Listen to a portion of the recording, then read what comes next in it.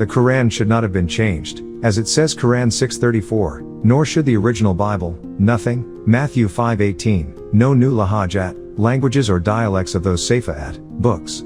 And the Quran tells the Arabic-speaking and reading Arabs and Muhammad himself Quran 10:64 no changes or substitutes for Allah's own words. That means no improvement, upgrades, grammar, vowels, verses, chapters and Ranam, chanting system. Read it as it was given exactly, no translations or interpretation, just as it was given. If you don't understand a madat word, ask the Hebrews of Abraham's tongue. After all, Quran 2:130-136 tells you to follow Abraham or be fooled. That is Quran, Sawab ka one Sawab, truth is truth. Wu-Salam al-Islam was not sent to us Afef Re Kahu, Africans nor to Muatralu, Aboriginals or Mudravadu, Indians or Mongolo, Asians, only to the Muadamu, Adamites now all over this Tapal world.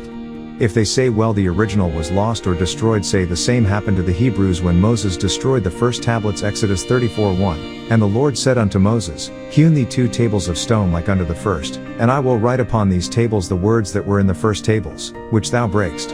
Deuteronomy 10:1-2, they got them over. So, why doesn't Allah give you Muslims a new Quran to replace the lost or destroyed one if you are truthful?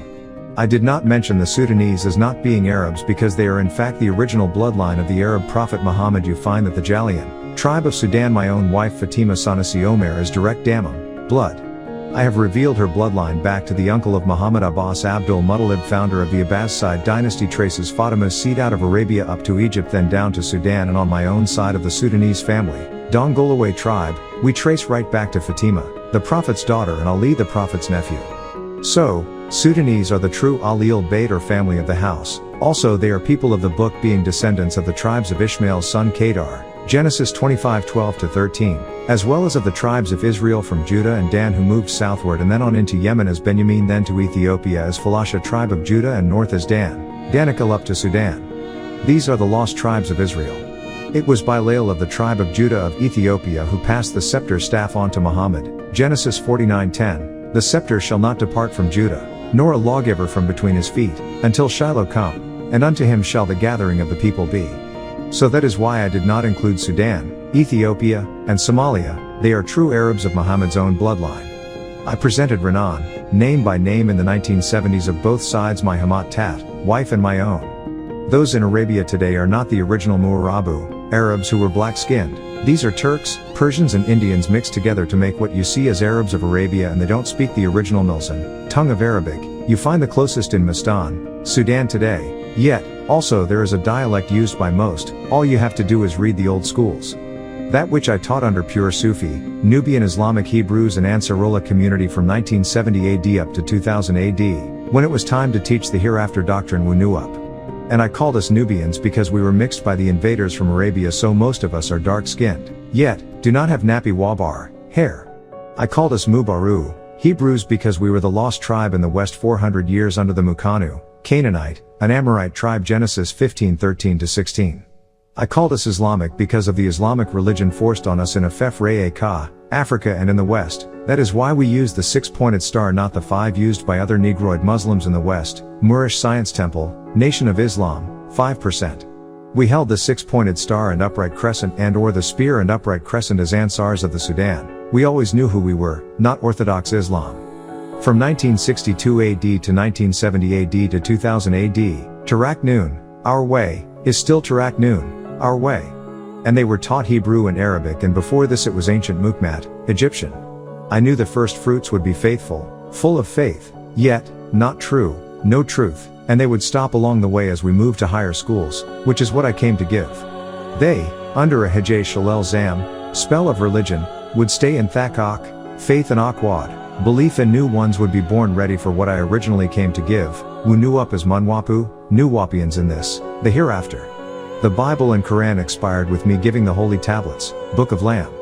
We watched from above, from Muhammad Ahmad al-Mahdi in the Sudan, to Marcus Mosiah Garvey, to Sheikh Daoud, to Prophet, Noble Drew Ali, to Messenger, Honorable Elijah Muhammad, to Clarence Smith, Dr. Ben Yoakanan, Dr. John Henrik Clark, and many others, and the right time for my birth to set the record straight with Sahih Rakakeg, right, knowing, knowledge, Sahih Fam, right understanding, which leads to Sahih Tam, right overstanding, Jam Sahih Nakash, solid, sound right reasoning, to break the spell of Zamus, religious belief, faith of the unknown made known. So I was born as a Muklajar, savior and warner to my Salal, race the world over. They were deep in the Christian faith and the Islamic belief. All they ever asked of me was Zam, religion of Abraham, the Rawan Kashar, dark-skinned Chaldean of Persia, which is the root of Mosesism, any and all kinds of Jews, Jesusism, any and all kinds of Christians, Mohammedism, any and all kinds of Muslims, and Mormonism, any and all kinds of Mormons. And the prophet of Al-Islam of the Muslims in the Last Testament, the Quranic world was instructed by their Rab, master, sustainer, that if he is not certain of any part of what was sent down to him, the Arabic Quran or Arabic reading, he is to go to those who read Hebrew or Aramaic Lahaj, language, to be certain of what words really mean in the Quranic Arabic of his own dialect, being it comes from Abraham, Ibrahim, because they, the Hebrew Rabbaim, had the Hebrew book and Christian books in the city not far away, Yathrib, later called Al-Madinah. In Quran 33:13 you see Yathrib. The name was changed to Al-Madinat from Dayan, judge, not religion, from Hebrew Dayan, judge, so the name really means the place of Danyut, judgment, not the city as they claim. So he left Mecca in the year 622 AD for this city of the Jews and Makusasu, Christians, who changed the meaning of Madadat, words. This is clear by which chapters are done in Mecca and which was done in Medina or Yathrib. So in fact he did seek out the Hebrew to help him to understand Madadat, words, as well as Gnostic Christians to help him with the Bible's history, which is clear in the stories of the Quran, most taken from Gnostic Gospels, and Nazarites, and Zoroastrianism, and the Ethiopian Coptic, and Egyptian Coptic churches where Muhammad's first followers made their first hijrah, migration to Ethiopia, where they learned the white dress of robes and turbans, also the use of prayer beads and prostration prayer rugs, and so much more. Like the word mosque is from Ethiopians, so it was those who Nachka spoke Habaruyi, Hebrew, that Muhammad was told to seek out for meanings he had doubt about in his Judaic-Christian sect, Al-Islam, from Yeshua, Yahshua, Isis. Isa's own words in the book of Matthew 5:9, blessed are the peacemakers, for they shall be called the children of God. And in the Arabic New Testament you will see this, Arabic Bible, Matthew 5:9, blessed will be the secure ones, peaceful ones, Muslims, so surely they will be called Allah's children. So Muslamu, Muslims coming after Jesus' time, is mentioned in the New Testament. Yet, again, mistranslations into English will make them overlook the word. And the New Testament Gospels were in Aramaic Hebrew before being translated into Latin, then Hanabuyi, Greek, then English, and others. Go to Hebrew book before he was given the Arabic Quran, and history shows and Thabat proves that Arabic came out of Hebrew, Greek, and Amharic from Sabaean, the original language of Arabia. These tongues, Sabaic, Amharic, Nabatean, and the Mesopotamian tongues, Ugaritic, Syriac, Punic, Phoenician, Ge'ez, Akkadians, Canaanite, and then Hebrew and Arabic, all according to their own Bible, was from one Lahaj, language, and one Milzan, tongue, as you read in Genesis 11:1, that was for them, cuneiform.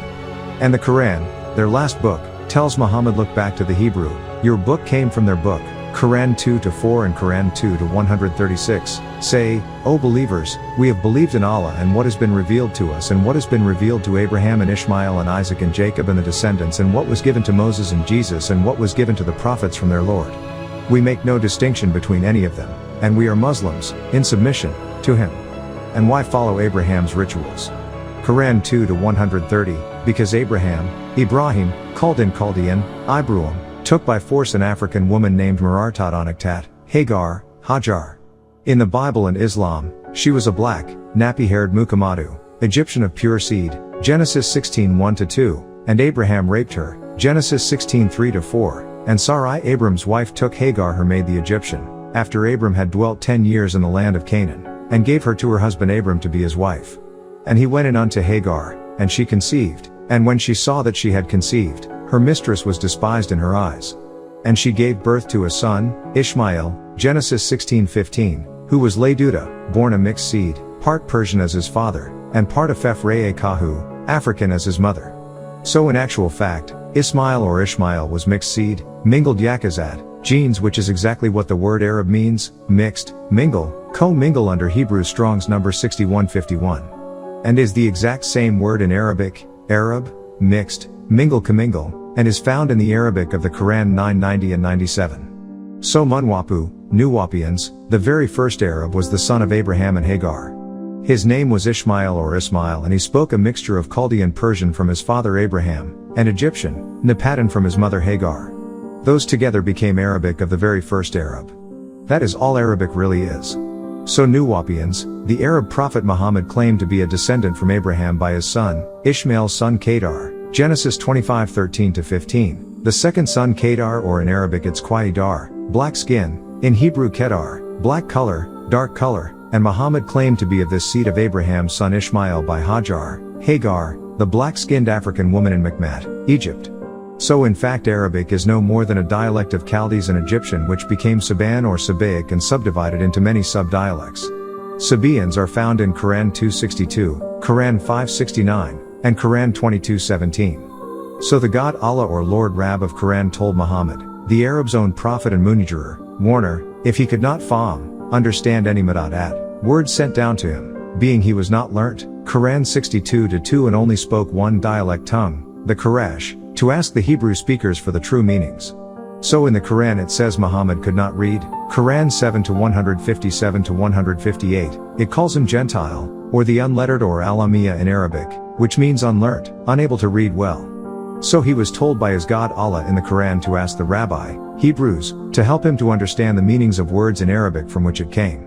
So, Allah of Arabia sent the Quran, that is the Muslims' holy book, down to him starting Ramadan the 19th in the year 610 AD for 23 years, or to the year 632 AD, the same year that he died, June 8th. So his book Al-Quran, the Quran, was sent to him while in Arabia, where he was born as an Arab man of the Arab tribe of Quraysh. And he only spoke his own tribe's dialect, tongue of Arabic, and the Quran explains why it was sent in Arabic tongue in Quran 41:44. If it had been sent in any other tongue the Arabs would not have accepted it.